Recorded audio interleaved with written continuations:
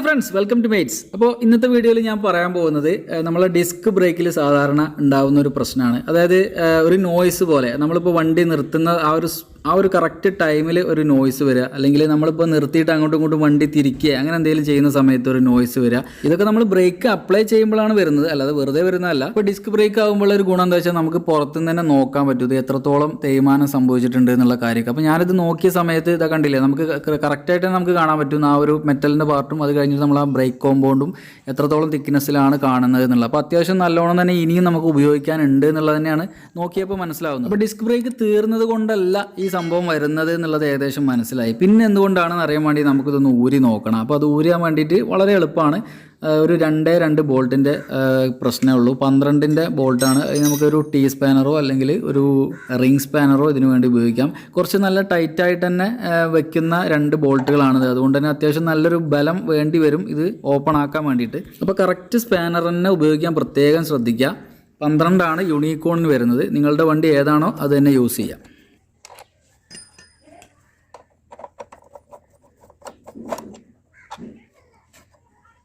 അപ്പോൾ നമ്മളിത് സിമ്പിളായിട്ട് ഊരിയെടുത്തിട്ടുണ്ട്.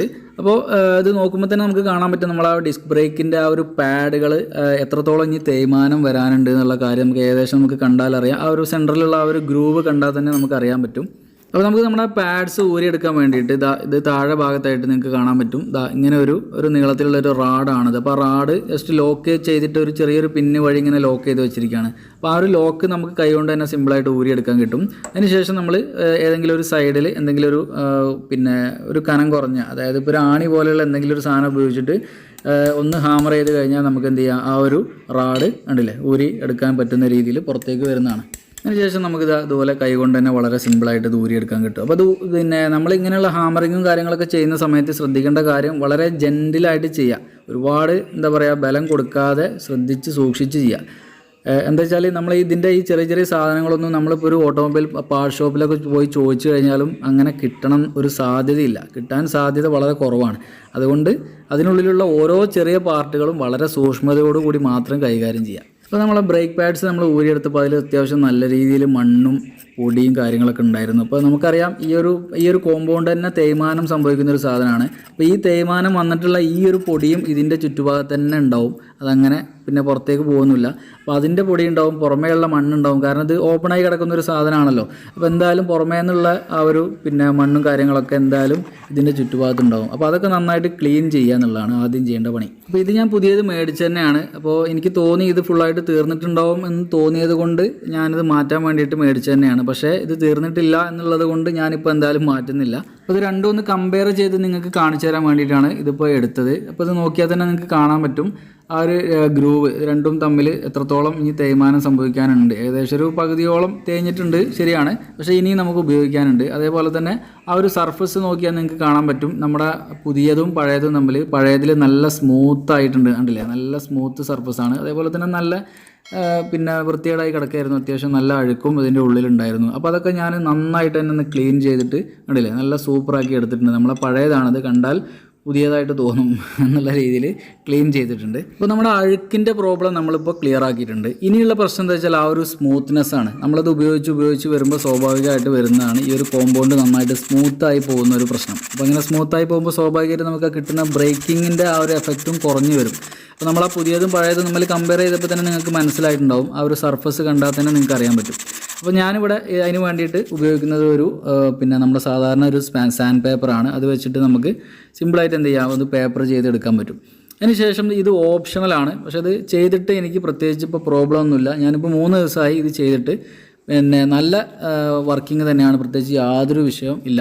അതായത് ഒരു ഹാക്സോ ബ്ലേഡ് എടുത്തതിന് ശേഷം കുറച്ച് വീതി കൂടിയ ഹാക്സോ ബ്ലേഡ് ആയിരിക്കും ഏറ്റവും നല്ലത്. അപ്പോൾ കുറച്ചും കൂടി വലിയ ഒരു ഗ്രൂവ് അവിടെ ഉണ്ടാവും. ചെറിയ കനം കുറഞ്ഞതാണെങ്കിൽ ആ ഗ്രൂവ് വളരെ കനം കുറഞ്ഞു പോവും. അപ്പോൾ നമ്മളപ്പോൾ സെൻറ്ററിലുള്ള ആ ഗ്രൂവ് കണ്ടല്ലോ, അത്യാവശ്യം ആ ഒരു ലെവലിലേക്കെങ്കിലും എത്തണം. അപ്പോൾ ഞാനിപ്പോൾ കണ്ടില്ലേ, അതിന് ശേഷം നമ്മൾ ആ ഒരു ഫയൽ വെച്ചിട്ട് അതിൻ്റെ ഒരു മുകൾ ഭാഗത്തുള്ള ആ ഒരു വീതി കൂടി ഒന്ന് അഡ്ജസ്റ്റ് ചെയ്തിട്ട് ഏകദേശം നമ്മൾ ആ ഒരു ഉണ്ടായിരുന്ന ആ ഗ്രൂവിൻ്റെ അതേപോലെ തന്നെ ആക്കി എടുത്തിട്ടുണ്ട്. അപ്പോൾ കണ്ടു കഴിഞ്ഞാൽ അങ്ങനെ പെട്ടെന്നൊന്നും അറിയില്ല. നമുക്കിപ്പോൾ മെഷീൻ കട്ടിങ്ങൊന്നുമല്ല, നമ്മളെ കൈകൊണ്ട് ചെയ്ത വർക്ക് ആയതുകൊണ്ട് അതിൻ്റേതായ ചില പോരായ്മകളുണ്ടാവും. പക്ഷെ എന്നാലും എനിക്ക് വലിയ കുഴപ്പമില്ലാതെ ചെയ്യാൻ പറ്റി എന്നാണ് എനിക്ക് തോന്നുന്നത്. അപ്പോൾ ഞാൻ ഈ ഒരു സെയിം എക്സ്പെരിമെൻറ്റ് തന്നെ നമ്മളെ ഡ്രം ബ്രേക്ക് പാഡിലും ഒരു പരീക്ഷണം നടത്തിയിട്ടുണ്ടായിരുന്നു. അതിൻ്റെ വീഡിയോ ഞാൻ മുമ്പ് അപ്ലോഡ് ചെയ്തിട്ടുണ്ട്. അപ്പോൾ താല്പര്യമുള്ളവർക്ക് അത് കാണാവുന്നതാണ്. അത് ചെയ്തിട്ട് പ്രത്യേകിച്ച് യാതൊരു ഇഷ്യൂവും വന്നിട്ടില്ലായിരുന്നു. 100% സക്സസ് തന്നെ ആയിരുന്നു. അപ്പോൾ അതുകൊണ്ടാണ് ഞാനത് ഇവിടെയും ഒന്ന് പരീക്ഷിച്ച് നോക്കാമെന്ന് വിചാരിച്ചത്. എന്തെങ്കിലും എതിരഭിപ്രായം ഉണ്ടെങ്കിൽ നിങ്ങൾ എന്തായാലും കമൻറ്റ് ചെയ്യണം. ഇതുമായിട്ട് ബന്ധപ്പെട്ട അറിവുള്ള ആൾക്കാരുണ്ടെങ്കിൽ തീർച്ചയായിട്ടും എന്തെങ്കിലും പ്രോബ്ലം ഇതിലുണ്ടെങ്കിൽ ഒന്ന് കമൻറ്റ് ചെയ്യണം. അപ്പോൾ അതിനുശേഷം നമ്മൾ കാലിപ്പറിൻ്റെ ഉൾഭാഗം നോക്കുകയാണെന്നുണ്ടെങ്കിൽ അത്യാവശ്യം നല്ല മണ്ണും പൊടിയും കാര്യങ്ങളൊക്കെ ഉണ്ട്. അതൊക്കെ നന്നായിട്ട് തന്നെ ക്ലീൻ ചെയ്യുക. പിന്നെ അതേപോലെ തന്നെ ഇതൊരു സപ്പോർട്ടാണ്, നമ്മുടെ ആ ഒരു ബ്രേക്ക് പാഡിനുള്ള ഒരു സപ്പോർട്ടാണ്. അത് നമുക്ക് സിമ്പിളായിട്ട് ഊരിയെടുക്കാം. ഒരു പ്രസ്സിംഗ് ആണ്, ഇത് കൈകൊണ്ട് തന്നെ ഊരാനും അതേപോലെ തന്നെ വെച്ച് കൊടുക്കാനും എളുപ്പമാണ്. പിന്നെ അതേപോലെ ഈ ഒരു പാർട്ട് എന്ന് വെച്ചാൽ നമ്മുടെ ആ ഒരു വണ്ടിയിൽ ഫിക്സ് ചെയ്യുന്ന ഭാഗമാണിത്. ഇവിടെയാണ് നമ്മൾ ബോൾട്ട് ഇട്ട് ഫിക്സ് ചെയ്യുന്നത്. അപ്പോൾ ഇതിൻ്റെ പ്രത്യേകത എന്താ വെച്ച് കഴിഞ്ഞാൽ നമ്മൾ ഈ ഒരു കറക്റ്റ് ഒരു സ്പ്രിങ് ആക്ഷൻ പോലെയാണ് ഇത് വർക്ക് ചെയ്യുന്നത് നമ്മളത് ബ്രേക്ക് അപ്ലൈ ചെയ്യുന്ന സമയത്ത്. അപ്പോൾ ആ ഒരു 2 ലിംബിലും നന്നായിട്ട് ഗ്രീസ് ഇല്ല എന്നുണ്ടെങ്കിൽ നമ്മൾ ആ ഒരു ബ്രേക്കിൻ്റെ ഒരു ആക്ഷൻ കറക്റ്റായിട്ട് കിട്ടില്ല. അതായത് നമ്മളിത് പിടിക്കുന്ന സമയത്ത് നമ്മുടെ ആ ഒരു പിസ്റ്റൺ ഇങ്ങോട്ട് വലിയുകയും അതേപോലെ നമ്മളെ ബ്രേക്ക് പാഡുകൾ നമ്മളെ ഡിസ്കിലേക്ക് ചേർന്ന് വരികയും ചെയ്യും.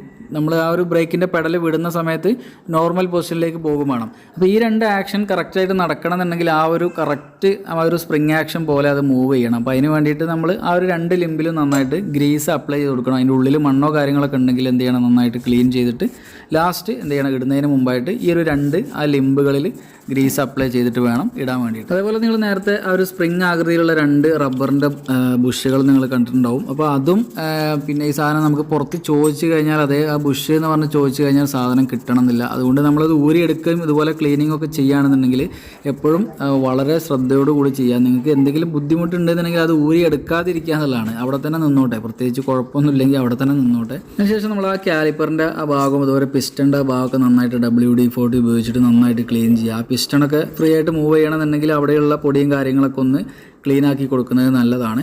അതേപോലെ നമ്മൾ ബ്രേക്ക് പാഡും കാലിപ്പറും ഒക്കെ ക്ലീൻ ചെയ്ത പോലെ തന്നെ ഏറ്റവും പ്രധാനപ്പെട്ട ഒരു പാർട്ട് തന്നെയാണ് നമ്മളെ ഈ ഡിസ്ക് എന്ന് പറയുന്നതും. അപ്പോൾ ഈ ഡിസ്ക്കും അതേപോലെ നമ്മൾ ക്ലീൻ ചെയ്യണം. ഇതിപ്പോൾ നമുക്ക് ക്ലീൻ ചെയ്യാൻ വേണ്ടി പ്രത്യേകം ഇത് ഊരേണ്ട കാര്യമൊന്നുമില്ല, ഇടയ്ക്ക് നമുക്ക് ചെയ്യാവുന്ന കാര്യമുള്ളൂ. വണ്ടി കഴുകുന്ന സമയത്ത് നമുക്ക് ക്ലീൻ ചെയ്യാം, ഓട്ടോമാറ്റിക് അത് ക്ലീൻ ആകും.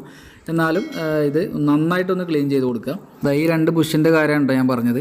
അപ്പോൾ എന്തായാലും അതിന് ശേഷം നമ്മൾ ആ ഒരു ഭാഗം അതിലേക്ക് സിമ്പിളായിട്ട് വെച്ച് കൊടുത്തിട്ടുണ്ട്. അപ്പോൾ ആദ്യം വെക്കുന്നതിന് മുമ്പായിട്ട് ഗ്രീസ് അപ്ലൈ ചെയ്യണം. ആ 2 പിന്നിലും ഗ്രീസ് അപ്ലൈ ചെയ്തിട്ടായിരിക്കണം വെച്ച് കൊടുക്കേണ്ടത്. എന്നിട്ട് ഇങ്ങനെ പ്രസ് ചെയ്ത് നോക്കുക, എന്നിട്ട് സ്പ്രിങ് ആക്ഷൻ പോലെ വരുന്നുണ്ടോ എന്നുള്ളത് നോക്കുക. അപ്പോൾ സ്പ്രിങ് ആക്ഷൻ പോലെ വരുന്നുണ്ടെങ്കിലാണ് നമ്മൾ ആ ഒരു വർക്കിംഗ് ഓക്കെ ആണ് എന്ന് മനസ്സിലാക്കേണ്ടത്. അതിനുശേഷം നമ്മുടെ ബ്രേക്ക് പാഡുകൾ നമുക്ക് ഇൻസേർട്ട് ചെയ്യാം. അപ്പോൾ ഇൻസേർട്ട് ചെയ്യാനും വളരെ എളുപ്പമാണ്. നമുക്കറിയാം താഴെ ഭാഗത്തായിട്ടാണ് ആ പിന്ന് നമ്മൾ കയറ്റി കൊടുക്കുന്നത്. അപ്പോൾ 2 ഹോൾസ് വരുന്ന ഭാഗമാണ് താഴെ വരുന്നത് എന്നുള്ളത് ഓർത്താൽ മതി. എന്നിട്ട് ആ ഒരു ഷേപ്പ് തന്നെ നമുക്ക് ഏകദേശം കണ്ടാൽ അറിയാം, സിമ്പിളായിട്ട് നമുക്ക് ചെയ്യാവുന്ന കാര്യമുള്ളൂ. അപ്പോൾ പുതിയ ബ്രേക്ക് പാഡാണ് നിങ്ങൾ ഇടുന്നതെന്നുണ്ടെങ്കിൽ ഇതിന് വേറൊരു കാര്യം കൂടി ചെയ്യാനുണ്ട്. നമ്മുടെ പിസ്റ്റൺ കണ്ടല്ലോ, 2 പിസ്റ്റൺ ഉണ്ടായിരിക്കും. ആ 2 പിസ്റ്റണും നന്നായിട്ട് പ്രസ് ചെയ്തിട്ട് ഉൾഭാഗത്തേക്ക് മാക്സിമം ഉൾഭാഗത്തേക്ക് തള്ളി വെച്ചെങ്കിൽ മാത്രമേ നമുക്ക് പുതിയ ആ ഒരു ബ്രേക്ക് പാഡ് ഇടാൻ പറ്റുള്ളൂ. കാരണം പിന്നെ ഇത് തേയ്മാനം വരുന്നതിനനുസരിച്ച് ആ പിസ്റ്റൺ ഇങ്ങനെ മൂവ് ചെയ്ത് വരികയാണ് ചെയ്യുക. ഇപ്പോൾ നമ്മളിപ്പോൾ പഴയ തന്നെയാണ് ഇട്ടിരിക്കുന്നത്, അതുകൊണ്ട് പ്രത്യേകിച്ച് നമ്മളൊന്നും ചെയ്യേണ്ട കാര്യമില്ല. ആ സെയിം പൊസിഷൻ തന്നെയാണല്ലോ നമ്മളെ ബ്രേക്ക് പാഡ് ഉള്ളത്, അതുകൊണ്ട് ഒന്നും ചെയ്യേണ്ട കാര്യമില്ല. പക്ഷേ പുതിയത് ഇടുമ്പോൾ അത് ശ്രദ്ധിക്കണം. അപ്പോൾ ഞാൻ പുതിയത് ഇടുന്നതിൻ്റെ വീഡിയോ ഓൾറെഡി നമ്മളെ ചാനലിൽ ചെയ്തിട്ടുണ്ട്. അപ്പോൾ ആ വീഡിയോ കാണുകയാണെങ്കിൽ നിങ്ങൾക്ക് പുതിയത് പിന്നെ മാറ്റുമ്പോൾ എന്തൊക്കെ ചെയ്യണം എന്നുള്ളതിൻ്റെ ഒരു ഐഡിയ തീർച്ചയായിട്ടും കിട്ടും. അപ്പോൾ അത് കാണാനായിരിക്കും ഒന്നുകൂടി നല്ലത്. ഞാൻ പിന്നെ നമ്മുടെ സബ്ജക്റ്റ് വേറെ ആയതുകൊണ്ട് ആ പുതിയത് മാറ്റുന്നതുമായി ബന്ധപ്പെട്ടുള്ള കുറച്ച് കാര്യങ്ങൾ ഇതിൽ പറഞ്ഞിട്ടില്ല. അപ്പോൾ ആ വീഡിയോ കൂടി ഒന്ന് കാണാം. അപ്പോൾ നമ്മുടെ വർക്ക് ഇതാ കഴിഞ്ഞിട്ടുണ്ട്. അപ്പോൾ ഇത് കഴിഞ്ഞിട്ട് നമ്മളിത് പിന്നെ വീല് ജസ്റ്റ് ഒന്ന് നമ്മൾ സെൻട്രൽ സ്റ്റാൻഡിലിട്ടിട്ട് തിരിക്കുമ്പോൾ ചിലപ്പോൾ ഒരു ശബ്ദം ഒരയുന്ന പോലെ ഒരു സൗണ്ട് കേൾക്കും. പക്ഷേ അത് മൈൻഡ് ചെയ്യേണ്ട കാര്യമില്ല. അത് തുടക്കത്തിൽ കേൾക്കുന്നതാണ്. നമ്മൾ വണ്ടി ഓടി ഒന്ന് നോർമലായി കഴിഞ്ഞാൽ അത് ക്ലിയർ ആവും. പിന്നെ അതേപോലെ തന്നെ നമ്മൾ പിന്നെ വർക്ക് കഴിഞ്ഞതിന് ശേഷം നമ്മൾ ബ്രേക്ക് നമുക്ക് കുറച്ച് കുറവായിട്ട് ഫീൽ ചെയ്യും. കാരണം ഇങ്ങനെ സാധാരണ ബ്രേക്ക് പാഡും ഇതൊക്കെ മാറ്റി കഴിഞ്ഞിട്ടുണ്ടെങ്കിൽ കുറച്ച് സമയത്തേക്ക് അങ്ങനെ ഫീൽ ചെയ്യും. കുറച്ചൊന്ന് ഉപയോഗിച്ചൊന്ന് ക്ലിയർ ആകുമ്പോഴാണത് റെഡി ആവുന്നത്. അപ്പോൾ ഏതായാലും 3 ദിവസമായി ഞാനിത് ചെയ്തിട്ട് പ്രത്യേകിച്ച് യാതൊരു ഇഷ്യൂ ഇല്ല. നല്ല ഉഷാറായിട്ട് തന്നെ വർക്ക് ചെയ്യുന്നുണ്ട്. നല്ല പക്ക ബ്രേക്ക് കിട്ടുന്നുണ്ട്. ഇപ്പോൾ നേരത്തെ ശബ്ദമൊക്കെ പോയി, ഒരു കുഴപ്പമില്ല. അപ്പോൾ എന്തായാലും നമ്മളെ വർക്ക് സക്സസ് തന്നെയാണ്.